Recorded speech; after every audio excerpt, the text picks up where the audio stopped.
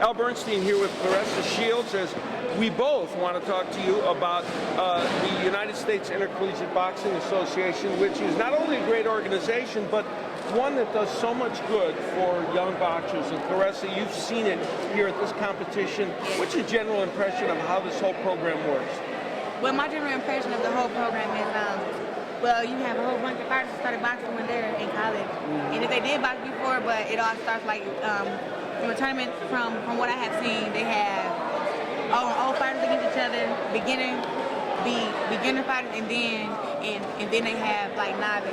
And novice is maybe 0 to 5 fight bud, and then 0 is a person who's never fought, and then beginner probably have like one or two fights, and it's evenly matched, and it's great fights. It's very entertaining, and they actually get graded for when they go to school. So when they go back for the time that they miss, I think they're down about 4 or 5 days. They don't get it counted against them in school, and I think that it's just great to give people a chance, because a lot of these boxers, you really have to train to be a boxer at the USA Nationals to be like super elite, and now they're actually getting a chance to compete here. Just wanting to defend yourself is great. They got a lot of women involved too. Yeah, they do. Let's talk a little bit about, of course, you carried the banner of women's boxing to win a gold medal at the Olympics. Yes. The women in this competition and in intercollegiate boxing get a very good opportunity, and it's got to be special for them. Yeah, it is. A lot of girls, I don't know if they think I'm human or not, but like they're kind of scared to talk to me. But once they do talk to me, they tell me that they did watch the Olympics, and they all have different stories on why they started boxing. That's different from mine. I started boxing when I was a little kid, and just for them to start boxing while they're grown, it's really interesting to me. But they do enjoy the fact that I'm here, and they all tell me to watch their fights and critique them like I'm a coach or something. Now let's talk a little bit about what it takes for these young athletes to commit to doing school and also to boxing, which you were involved in as well. It's a difficult procedure, isn't it? Yeah, it's very difficult.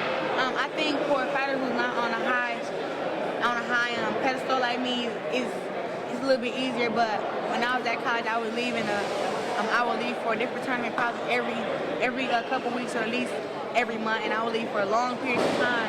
And just to do that, and then to come back to class, you gotta catch up while you have to stay caught up, and it was just a lot. But I know a lot of these girls, especially like for example West Point, they go to school.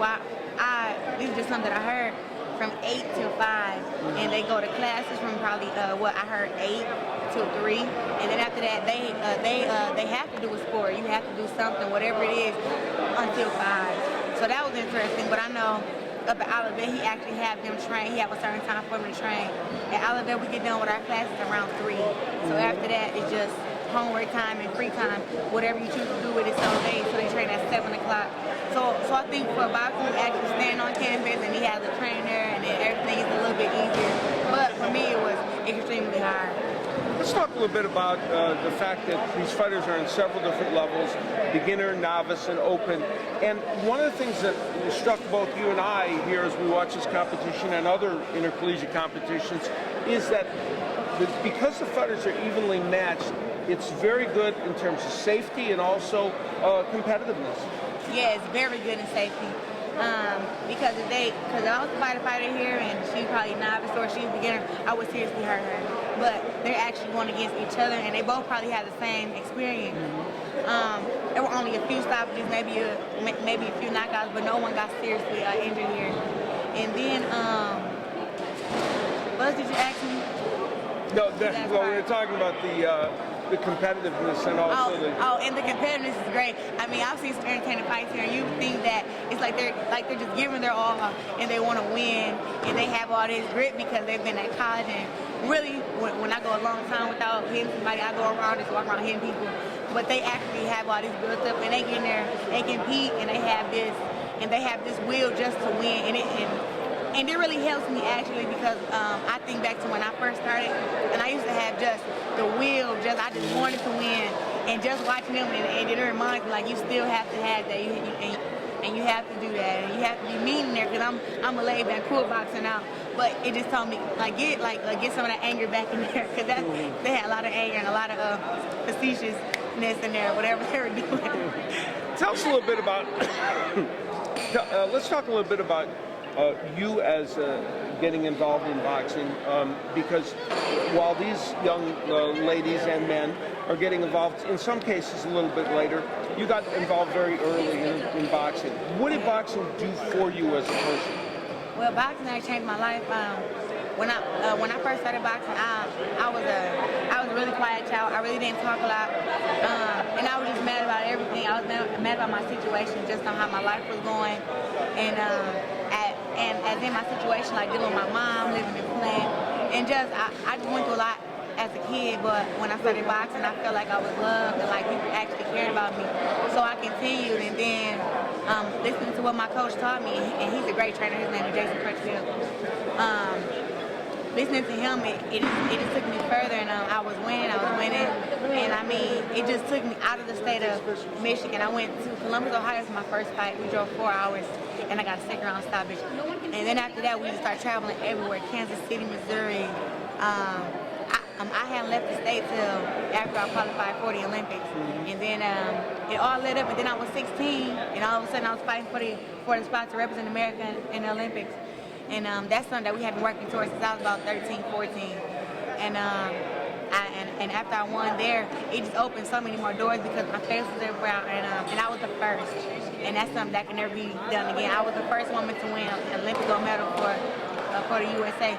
And it just changed my life because I was around so many older people and older women, as in Queen Underwood and Marlene Esparza, and they just inspired me so much. They actually taught me a lot because I was very immature. I was the youngest on the team.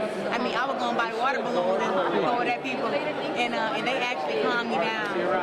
So it was great. It was great, and boxing opened up a lot of doors for me, and that's why I continue to do it. Like, it really did calm me down as a person. It made me like nice. I don't know. Well, you're very nice. Weird to say, but nice, right? Now, for those people that are going to watch us talk about the Intercollegiate Boxing Association, this is a group that needs help. They need funding. People can go to collegeboxing.org, and it's important that people get behind this, isn't it? Yes, it's very important. Anything you can do to make college less expensive is great, but then also people get to follow their dreams by doing this. People not just getting their boxing just because they want to fight somebody. These are people have dreams. I talked to a few fighters here, and they told me that they want to go pro and that they want to go to the Olympics. And these are dreams. And to help anybody chase their dream is great, but you can actually get it. I think it's a great opportunity to actually box and get your education at the same time. Great. That's what I think is great about it. Absolutely. So yes, we do need funding, and people to get behind it and just support it. And if you don't support it, just come to the match and actually watch it because it's very safe. It really is. It's very safe.